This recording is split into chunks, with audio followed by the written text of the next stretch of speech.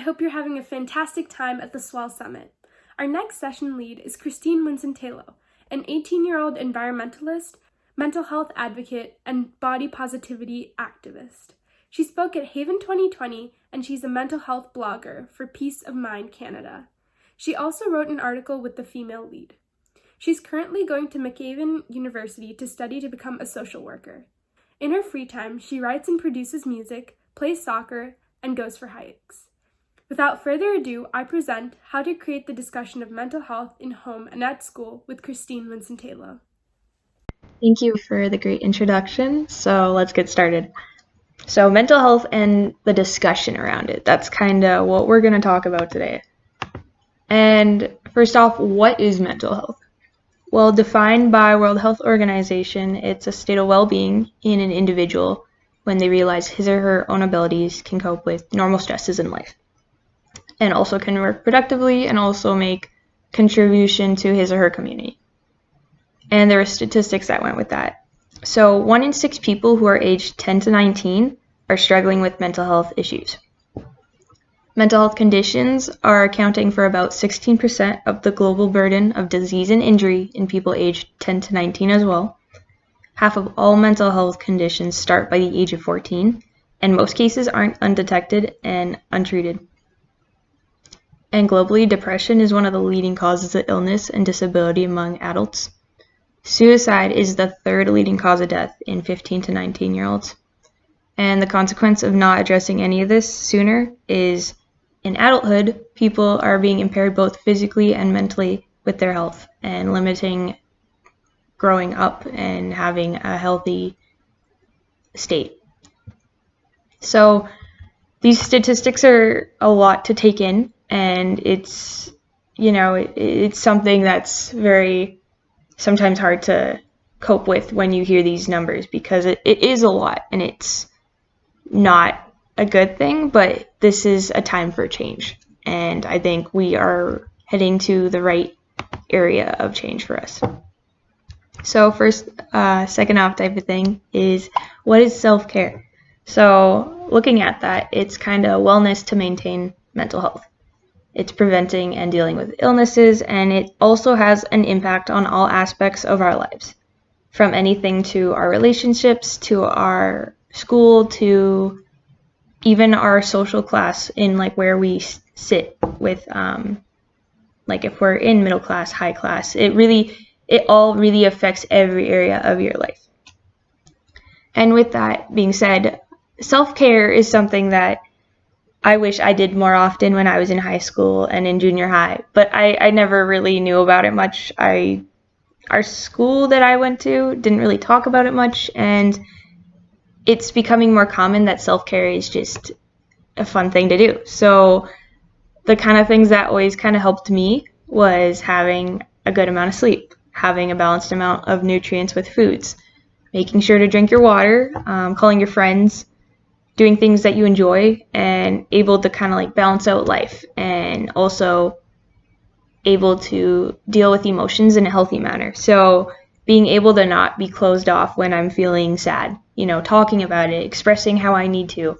I know I personally love playing music when I am in a really hard time, and it's really helped me with a lot of different emotions I have. So that's like something that really helps me, and it's different for everyone, but do things that you really love when you need some time with yourself, and really take that time to spend that time with yourself.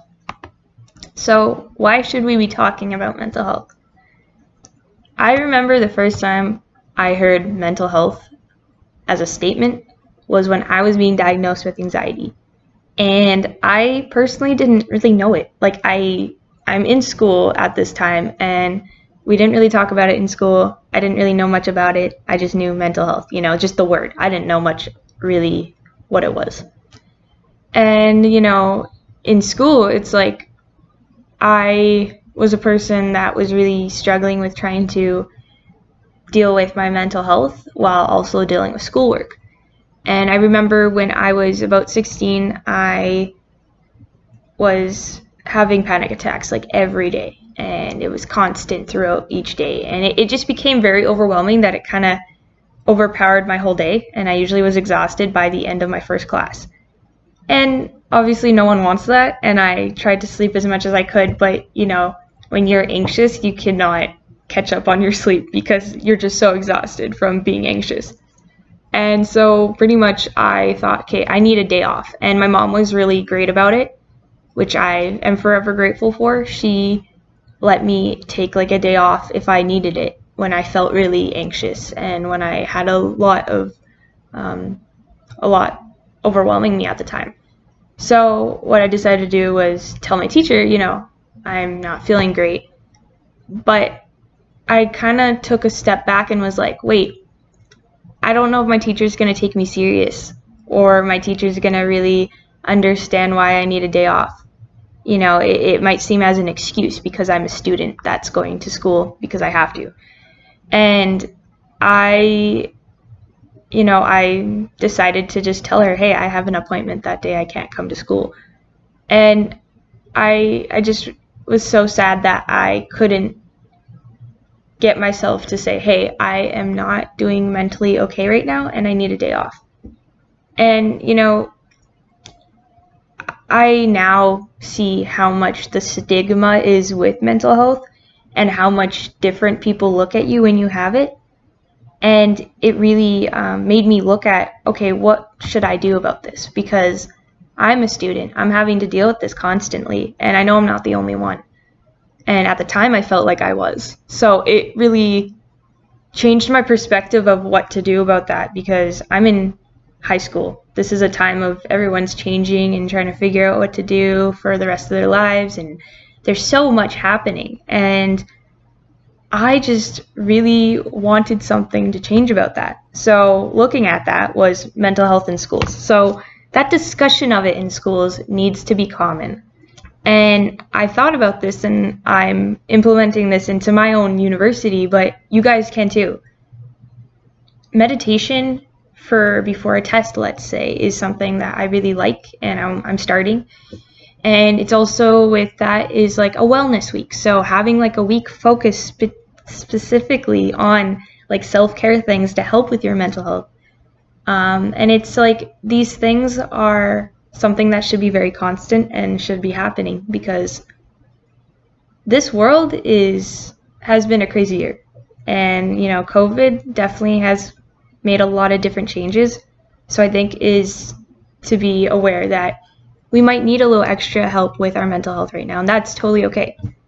And that can also look like in class even having like mood trackers for students or having a little journal that you write about what you're thankful for or what you're going through for the day. I sometimes at night like to write in a journal and just write down all the stresses that I'm feeling right now so then I can sleep because it's stressful when you have so many things that you're thinking of all the time and it gets really exhausting. So just keep that in mind for like next time before you go to bed maybe.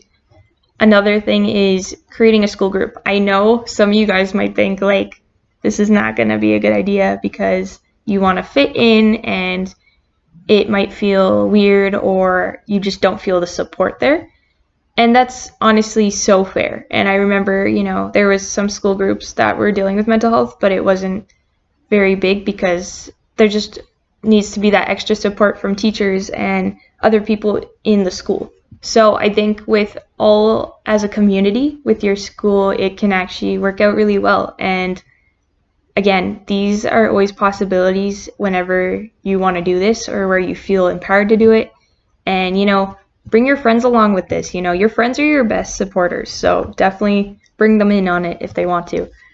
Another thing is on Mondays, you can also start with like a Monday morning connection, and teachers can do this, or even students could possibly get this with their class. And it's like talking about kind of how you're feeling for the week so far, or what the goal is this week, or what you're doing this week, just trying to be more open about how you're feeling so teachers kind of get a better idea of, understanding where people are coming from and seeing, okay, some people are really having a rough week, and just being understanding to maybe not have as much of a stressful week on school because we all have different lives, and it is very much something that's kind of stressful a lot, and it's understandable.